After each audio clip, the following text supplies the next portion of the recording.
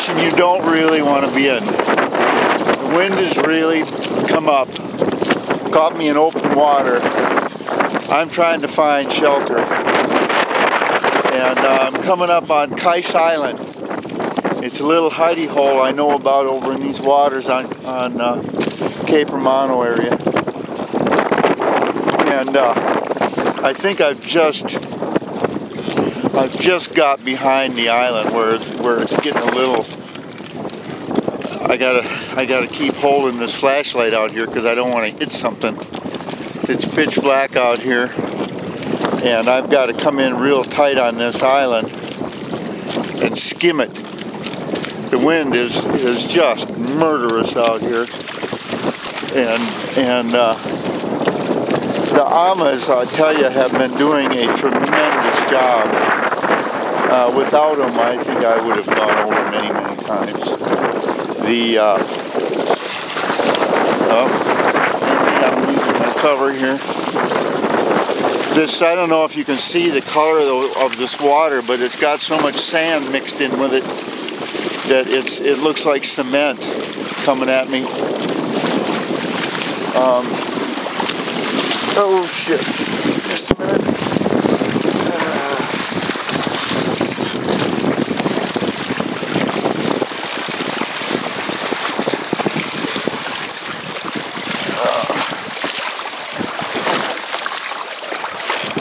Well, that wasn't too bad. Now I'm going the wrong way.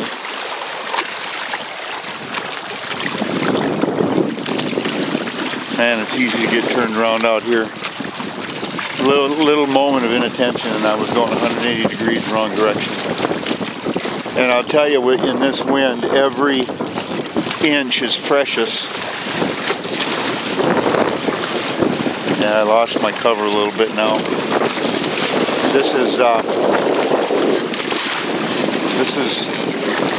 if I can make it to Kice Island, there's a little cut through the island, and there's a decent campsite there, and it should be protected enough that I should be able to land there, and then just wait it out until morning so I can see what I'm doing. Interesting situation. I'm going to stop it now and get back to work here. I'm going the wrong direction again. Yeah, see, I gotta pay attention. Well, I don't know if you can see me or anything, but I finally made it to Kice Island. What a night. Started off in the afternoon, nice wind, perfect direction, not too heavy water. I did that for about 20 miles.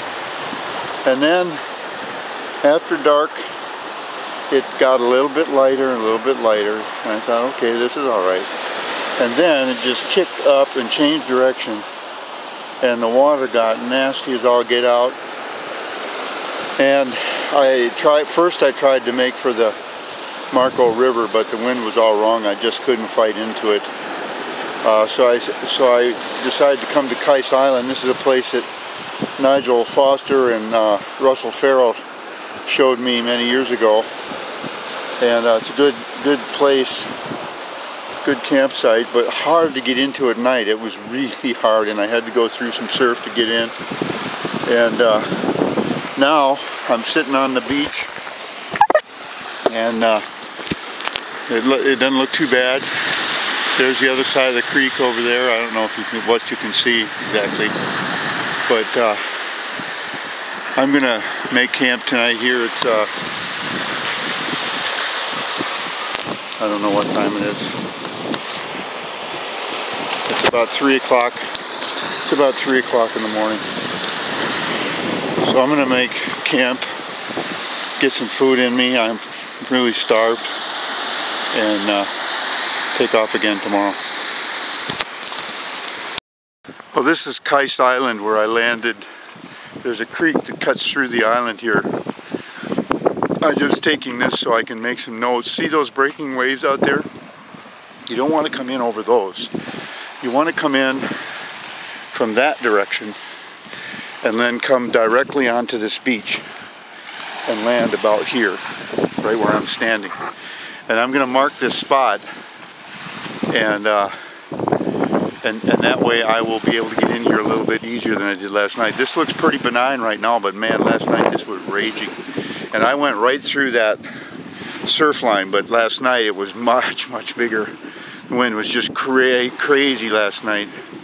And you couldn't see anything in through here. And you don't want to pick that side of Kice Island because that's what you'll land on. You want to land on this side where you get a nice sandy beach. Anyway, that's it for now. I'm going to be taking off real quick here. Well, it's been a very long, hard slog from CP1 to CP2. I am approaching and going up Indian Key Pass now. For the first time in days, I'm moving along nicely in easy conditions. Had a lot of stuff not working right, not going right.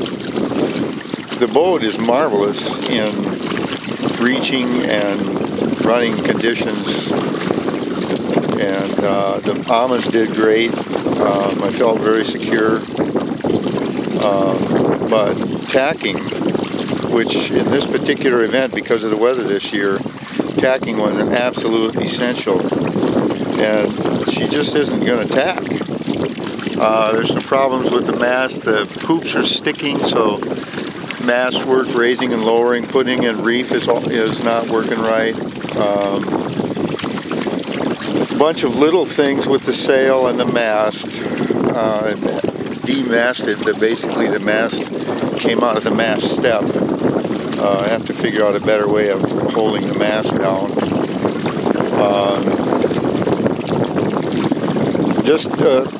Overall very, very good, but the prime need this year was tacking, and this boat does not hold a good tack.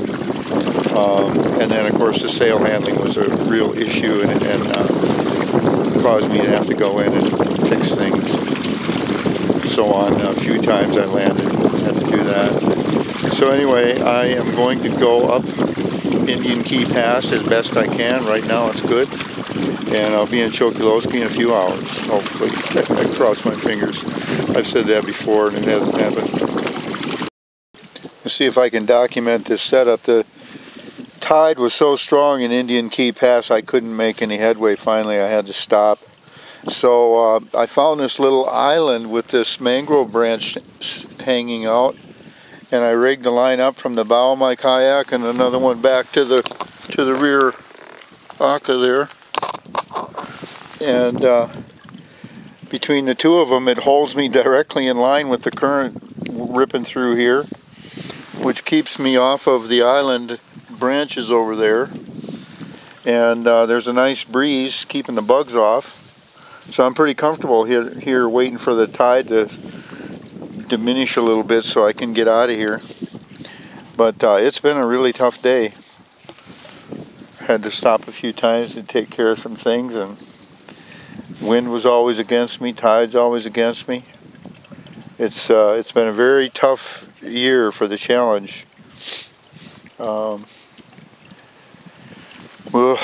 We'll see how many people can make it this year. It's going to be tough.